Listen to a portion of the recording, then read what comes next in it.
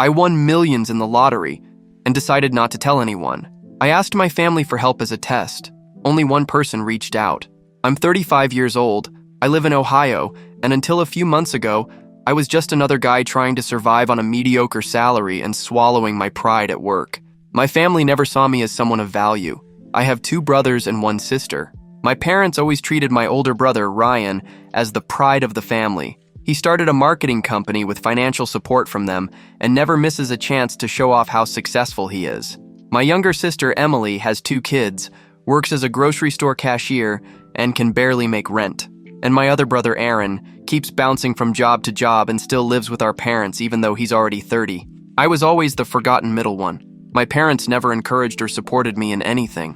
When I got laid off at 26, they didn't even offer me a couch to crash on. When I needed money to fix my car so I could keep going to work, Ryan told me, "Sometimes it's better to accept that some people were born to stay where they are." His exact words. Earlier this year, I won the lottery. Nothing insane like $300 million, but enough to completely change the life of an average person. A little over $18 million after taxes. I was in shock for weeks. I hired a lawyer, built an investment strategy with a financial advisor, and kept everything completely secret. I kept living in the same place, going to work, pretending everything was normal. But something started to eat away at me. The way my family had treated me all these years. Always forgotten, always seen as a burden. So before making any big decisions, I decided to run a test. I quit my job. I told them the company had gone bankrupt and that I was struggling. I said I had overdue bills, that my car had broken down, and that I wouldn't be able to make rent that month. I went to my parents, Ryan and Aaron. They all listened, some with nervous laughter. Ryan said he could put me in a warehouse assistant position at his company, but I'd have to prove myself. He offered $11 an hour. My parents said they were tight on money at the moment, even though they're retired and debt-free. Aaron just said, "A tough spot, bro." The only one who truly helped me was Emily. She gave me $200, and it wasn't just about the money, it was the way she gave it. She asked if I had food, offered me the couch in her tiny apartment, and told me I could count on her. I know she's barely surviving with 2 little kids. That hit me deep, in the best way. After that, I started avoiding everyone. Only Emily knew where I was living. I had moved, and I started turning my life around. Outwardly, everything looked the same, but inside, everything had changed. I started watching and planning. I'm not exactly sure why I'm writing this here now. Maybe because I'm getting ready to take the next step, or maybe because I'm still trying to understand why my own family always saw me as disposable. I constantly feel like, even now, after everything I know and everything I have, I'm still that ignored guy at the dinner table. I haven't told anyone I won the lottery, but I think it's time to change that. I started planning my definitive exit from that circle, not just from the life I used to live, but from the image my family had of me. I began studying more about investments, bought a modest house in a quiet neighborhood under my name, but through a legal intermediary to maintain anonymity. I renovated everything little by little without showing off. I got rid of the old car, but bought another one just like it, only new and safer. From the outside, it looked like I had just landed a better, more stable job. During this time, Emily kept texting me, asking if I needed anything, offering me home-cooked meals when she had leftovers. She never asked for a dime, and she never directly questioned what I was doing with my life. She just said she trusted me. That touched me in a way I can't fully explain. One day, out of nowhere, Ryan showed up at the old building where I used to live. The doorman messaged me saying, "Some guy in a suit is demanding to know where you are." I thought it was weird, but ignored it. A week later, my mom called me. She said Ryan had been saying I was being irresponsible, that I had abandoned the family, that I was missing out of pride. She ended the call by saying, "It's not fair what you're doing to your older brother, who's always been a role model." I swallowed hard. Until that moment, I was still thinking about possibly helping my parents with more than just the basics. After that, I started rethinking everything. They were worried about Ryan's emotional well-being, not mine. Not once did they ask if I was eating, where I was sleeping, if I was sick or going through a crisis. I spent the next few months watching from a distance. Ryan's company seemed to be doing okay, but I started noticing signs. Constant job postings for temp positions, an office move to a cheaper building, fewer social media posts flaunting business trips. I did some digging, found out he had lost a major contract with a national company. Supplier debt had doubled, and he was taking out personal loans to keep up appearances. I kept quiet. Meanwhile, I started hiring people discreetly. I built my own consulting firm focused on small family-owned businesses in need of financial restructuring. Everything was done carefully, with solid professionals, no rush. Within 6 months, we already had 3 steady clients and solid cash flow. One of the first people I hired was Eric, an old co-worker who used to give me rides without ever asking for gas money. I remember him saying, "You don't need to pay me for gas, just keep me company on the ride." A truly decent guy. I invited him to work with me as a logistics supervisor. He nearly cried when he saw the salary. "Are you sure I'm worth all this?" he asked. And I said, "I'm sure you're worth even more." I gave him a new company car and told him he could choose the model. He hugged me and was speechless for almost a full minute. When I felt like everything was in place, I decided to visit Emily. I went to her house on a Friday evening. She was on the porch tending to her plants, the kids playing with a bucket of water in the yard. When she saw me, she smiled gently. I sat down, had coffee with her, played with my nephews. Then I asked if we could talk privately. I explained everything. I told her about the lottery, about the test, about how she was the only one who reached out without asking for anything in return. She stayed quiet for a moment, then looked at me and said, "I didn't do it expecting anything. I did it because I love you, and because I know what it feels like to be treated like leftovers." The next day, I took her to see 3 houses. She chose the simplest one, the one with a backyard for the kids and an old iron stove. I paid in full. I also got her a new car. She picked a used model and only asked that it have enough room for the kids. I began covering her kids' school tuition in full. I also offered her a position at my company as operations manager. At first, she declined, thinking she wasn't qualified, but then she agreed, with one condition. "You have to teach me everything. I want to be good at this." Meanwhile, Ryan was getting deeper into trouble. He texted me for the first time in nearly a year. It was straight to the point. "Know anyone who could help me out? My company's in a tight spot, and I need an investor or I'll have to sell." I replied, "Let's talk." We scheduled a meeting at a cafe downtown. Ryan showed up with the same usual attitude.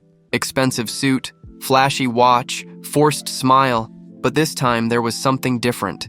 He seemed smaller, tired. He talked for about half an hour about the market crisis, blamed the government, said he'd done everything right, and just needed a little push to get back on track. When he finished, he looked at me and said, "You still have contacts in the financial sector, right?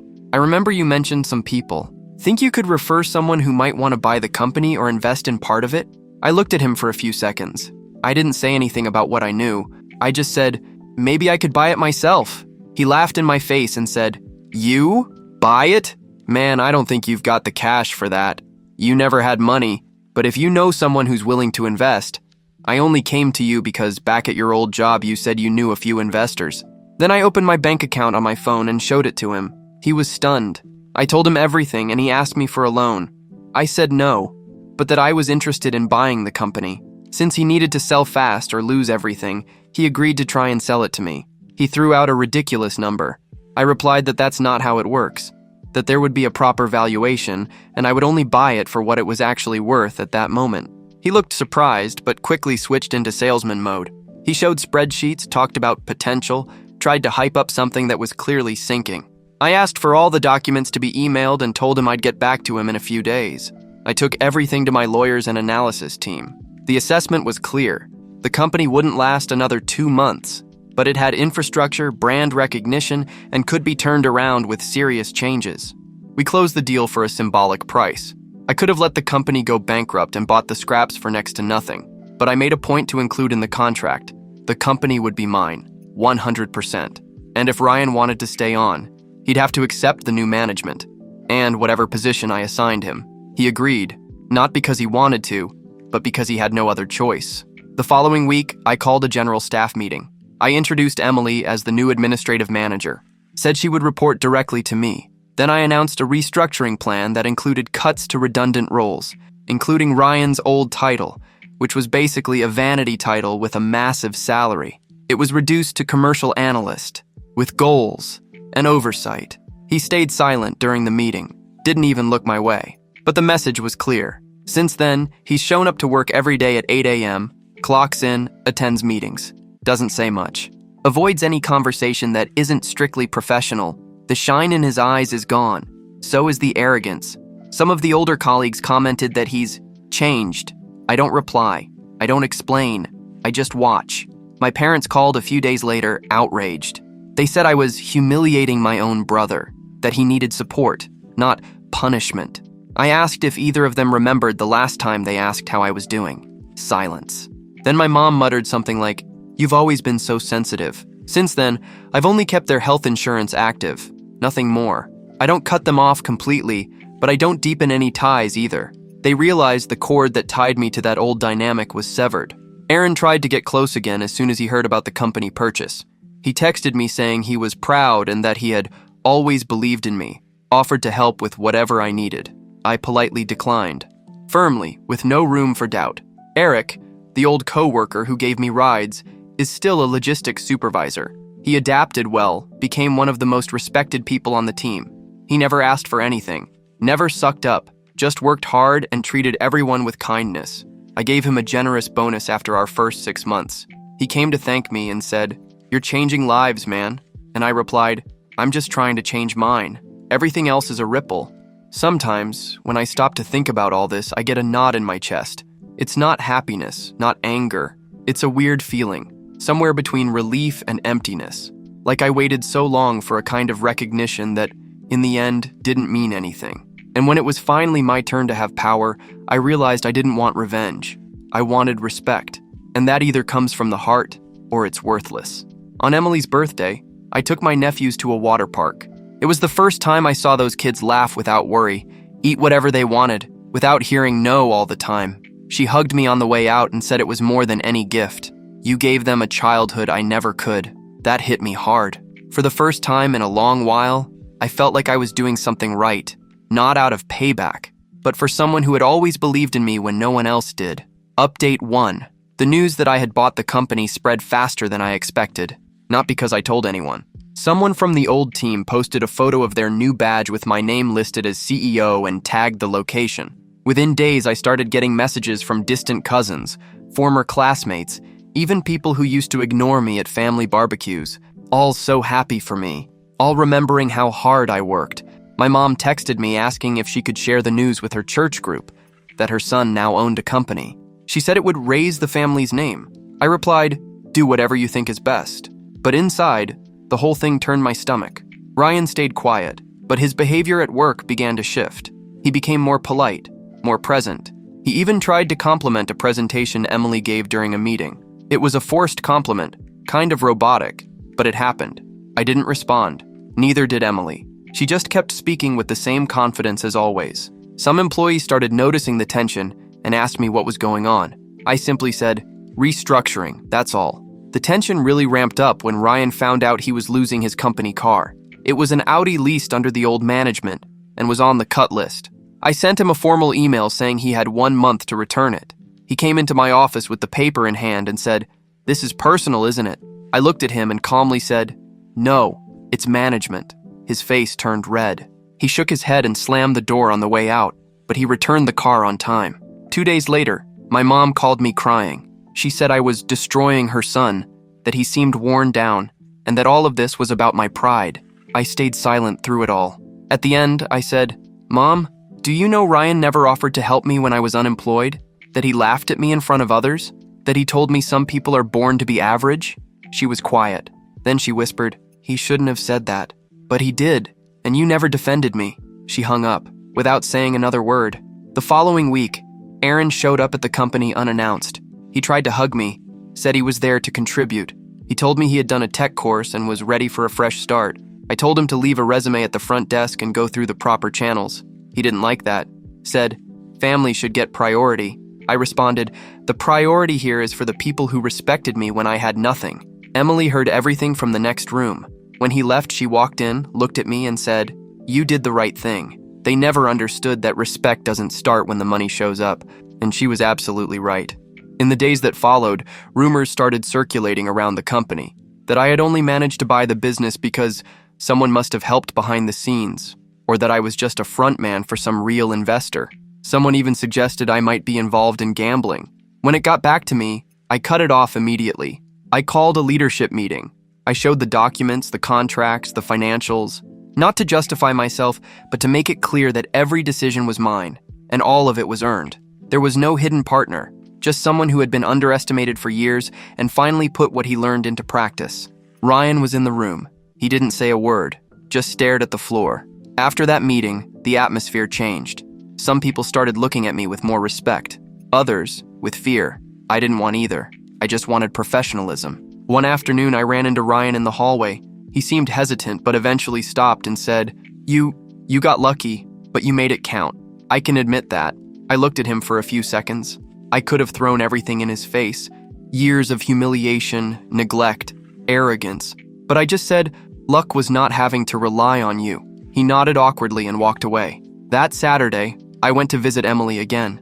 I brought some toys for the kids and a toolbox for her new husband, someone I didn't know well yet, but who seemed like a decent, hardworking guy. He greeted me with a cautious expression, but when he saw the kids running to hug me, he relaxed. Emily pulled me aside and said, "He thought you were just another arrogant millionaire who forgot where he came from." I replied, "I didn't forget. I just learned not to go back to where I was never wanted." She laughed and said I was welcome any time. I stayed until nightfall, had dinner with them in the backyard, the kids splashing in a little inflatable pool. For the first time in years, I felt like I belonged somewhere real, simple, no masks. The next day, I got an unexpected call. My father. He rarely called, always the quiet, distant type. He asked if he could stop by the company to talk. I asked, "About what?" He hesitated, then said, "About the family." I agreed, but only on the condition that it be outside business hours and that the conversation be direct. No speeches. He showed up on Monday, walked in with that same stiff posture he always had, but this time he looked nervous. He sat across from me and stayed silent for almost a minute. Then he said, "We messed up with you. Badly, and I'm only seeing it now." I stayed quiet. He continued, "I always thought you were weak, too sensitive, but you're the only one who didn't fall, didn't bend. And now you're the one lifting everyone else up." My eyes stung, but I held it in. I replied, "I'm not lifting anyone, Dad. I'm just giving back what I received. Those who supported me got something in return. Those who turned their backs on me reaped what they sowed." He nodded, then asked if I could help with the mortgage because they were struggling. I told him no, but that I'd continue paying for their health insurance, and that if there were any real medical emergencies, I'd cover them, as long as it was something legitimate. He didn't push. He stood up, said, "Thanks for what you're already doing," and left. The following week, Ryan asked to talk, something I hadn't expected. He said he wanted to come clean. We met in a vacant meeting room after hours. He started by saying he hadn't slept well in months, that he always felt like he owed something, not just money, but an attitude. He said he felt like a failure for losing the company our father had always pointed to as the example of the son who made it. And now he was working for me, the brother he'd spent a lifetime trying to belittle. I listened. He seemed genuine, but my mind kept flashing through every time he laughed at me, ignored me in public, called me dead weight. When he finished, he said, "I don't expect you to forgive me, but I needed you to know that I know. I know what I did to you." I replied that I wasn't there to punish anyone, but I wasn't going to pretend nothing happened either, that what he was feeling now was the weight I'd carried my whole life, and that if he wanted to stay, he'd have to follow the same rules as everyone else. No special treatment, no privilege, just work. He agreed, said he understood. Since then, he's been more reserved, but also more efficient. He meets deadlines, shows up on time, doesn't complain. Sometimes I still see him avoid eye contact when he passes me in the hallway. Maybe it's shame, maybe it's fear of messing up again. Aaron, on the other hand, started pestering again. He showed up at a company barbecue uninvited, trying to buddy up with everyone, cracking awkward jokes, saying things like, "I always believed in your potential." I watched from a distance as he tried to fit in. Some people were polite, but you could tell no one was buying the act. In the end, he came up to me with an exaggerated smile and said, "Man, we should get closer. We're getting old, huh?" I calmly replied, "You had your whole life to get close. Now it's too late to force it." He looked uncomfortable, tried to laugh, but left early. Hasn't shown up since. The same pattern as always. My mom sent me a long email saying she missed me, that she wanted to bring the family together for Christmas. Said it was important not to let bitterness win. But she never once mentioned the things she said or ignored over all those years. There was no apology, just an invitation disguised as reconciliation. I didn't respond, and I didn't go. Quite the opposite. I spent Christmas with Emily and her family. I brought toys for the kids, cooked with her husband, and we all watched movies together with popcorn in the living room. It was simple, but it was the first time in years I ended the night without feeling that emptiness that always followed a family event. Update 2. The most pivotal turning point came about 2 months ago. Ryan was assigned to lead a meeting with an important client. I let him take the lead. I wanted to see how much he had really learned. During the meeting, he remained professional, but at one point, he tried to inflate numbers and make promises that hadn't been cleared with the team. The client noticed and pulled me aside afterward to ask if it was safe to continue the project with someone who distorts metrics. That lit a fire in me. I wasn't about to put the company's reputation, or Emily's, who was running all the operations, at risk just to protect my brother's ego. That same day, I called a meeting with him, Emily, and HR. I got straight to the point, explained what had happened, the consequences, and what I expected from someone in his position. He tried to argue, saying he was just trying to impress. I cut him off and told him it was unacceptable. Starting that week, Ryan was demoted. He was removed from all external negotiations and reassigned to internal reporting duties only. The new position came with a pay cut, still fair, but significantly lower than what he had earned before. He signed the paperwork with a tight jaw, didn't argue, just asked me not to tell our parents. I asked him to leave the room. Then I turned to Emily and asked, "Do you think I went too far?" She answered, "No, you were fair. And fairness is something you never got." But even with all of that, what hit me hardest wasn't any of it. The following week, one of our new interns, a quiet, humble kid in his early 20s, stopped me in the hallway and asked if we could talk. I thought he was going to quit or file a complaint, but all he said was, "I just wanted to thank you. I never thought I'd work somewhere where someone like me had a voice, where a black woman like our manager had real power. Emily is an inspiration to my mom, and so are you, for giving people a chance." I was speechless. He thanked me and walked away. I went into my office, shut the door, and cried. Not from anger, not from relief. It was a release from years of invisibility. It was the realization that I had finally built something I had never been given, a place where no one had to beg to be seen. After that, I started making a few changes to the company. I improved our health insurance benefits. I created an emergency fund for employees going through hardships. And I gave Emily full autonomy to lead local social initiatives using a portion of our quarterly profits. Ryan stayed silent. He watched it all with a look I recognized too well, a mix of bitterness and regret. He knew the game had changed, and that now, he was just another piece on a board he used to think he controlled. Over time, Ryan's presence in the company became nearly invisible. He did his job, didn't step out of line, and rarely said more than 3 words to me. I knew he felt humiliated, but unlike what he had done to me all those years, I never mocked him. I just kept my distance. Cold, but fair. Around that time, my mom showed up at the reception desk unannounced. Emily texted me, "Your mom's here. Says she needs to talk to you. She's insisting." I went down. She was sitting there, wearing that face people make when they want to seem fragile enough to get what they want. She stood up quickly when she saw me. "Can we talk for a minute?